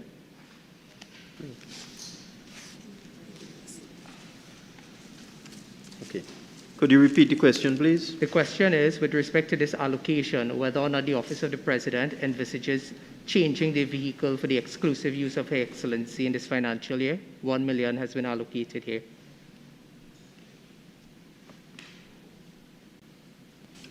It's not for Her Excellency's use. It is for administrative use, for vehicles for the Office of the President, for the work that they have to do administratively. Okay. In light of that answer, Minister, it says here minor equipment purchases, so therefore there will be the purchase of vehicles with this vote. Can the Minister indicate how many vehicles are envisaged to be purchased with this allocation? I'll provide the information. I'm told that the existing fleet is quite old and is in need of replacement. These are administration vehicles, not for Her Excellency herself. Subhead 04, Current Transfers and Subsidies. Item 007, Households. Honorable members, the question is that the sum of $16,679,970 for head 01, Presidents, stand part of the schedule. Those in favor say aye. Aye. Those against say no. I think the ayes have it. The sum of $16,679,970 for head 01, President, now stands part of the schedule. Thank you to the Minister, the Accounting Officer, and the other representative from the Office of the President. Head 03, Judiciary. And for the guidance of members, the draft estimates of recurrent expenditure, we're going to page 10. And on the draft estimates for the development program, we are starting at page 2.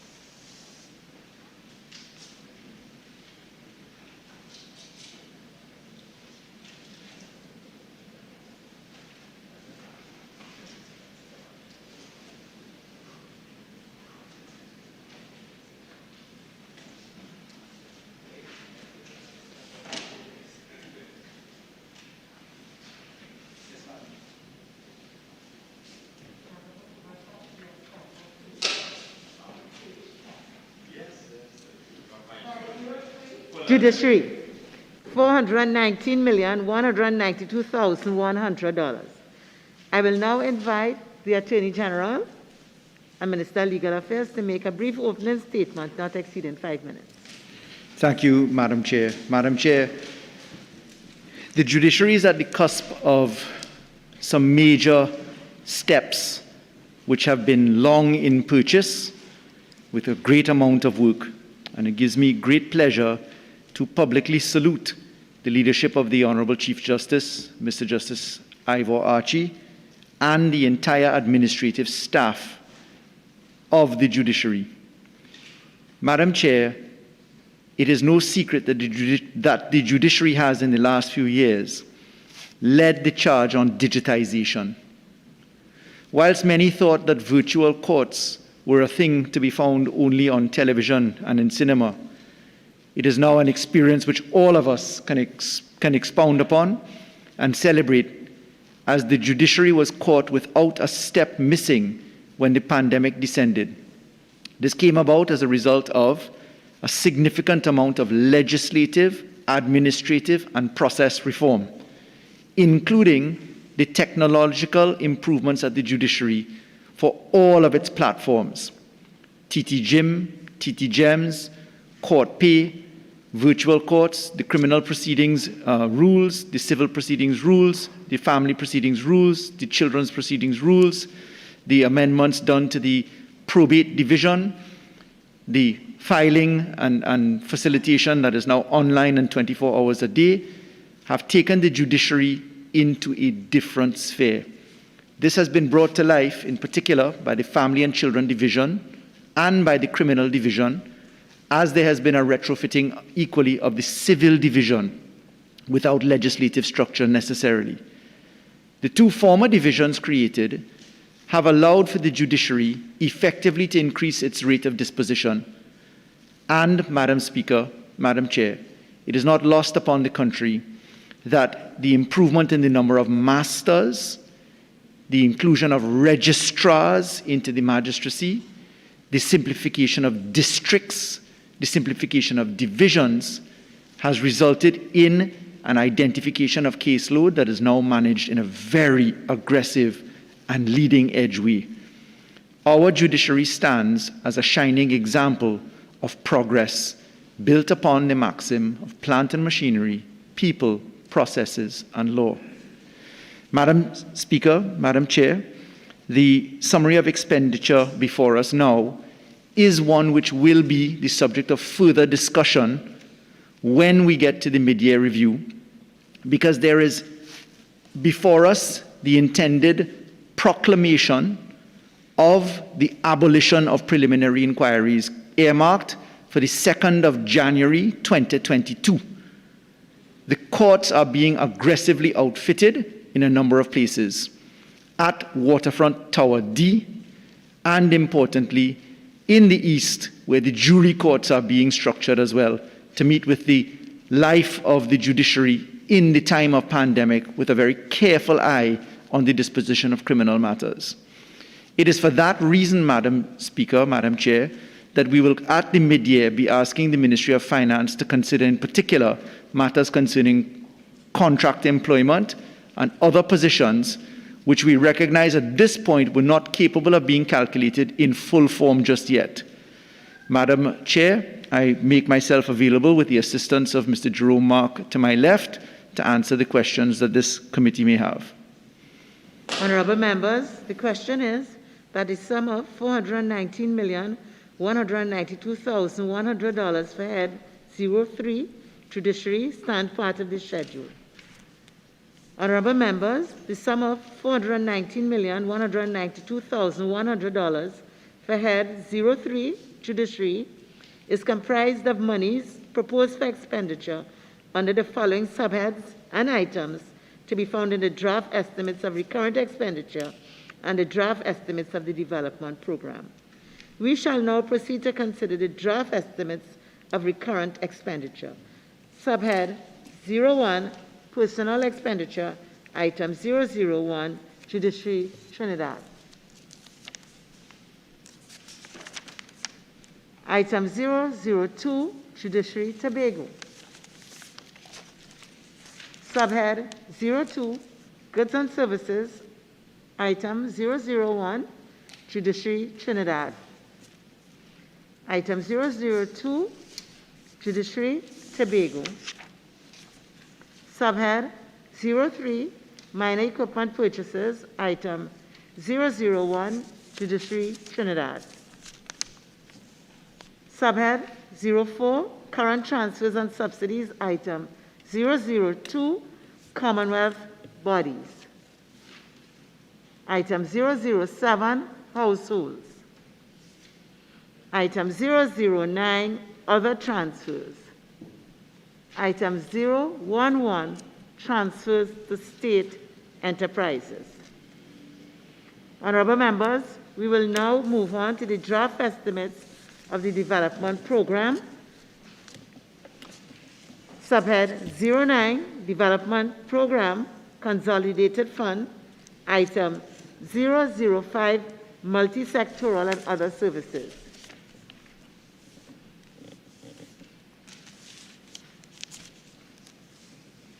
Honorable members, the question is that the sum of $419,192,100 for head 03, Judiciary, stand part of the schedule. Those in favor say aye. Those against say no. I think the ayes have it.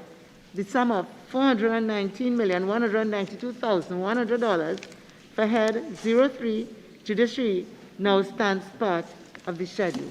Thank you, Attorney General. Thank you, Minister in the Office of the Attorney General and Legal Affairs.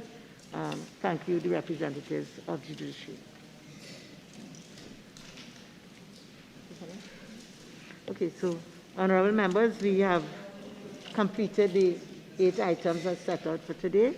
I want to thank you all for your cooperation and for your very prudent use of the time.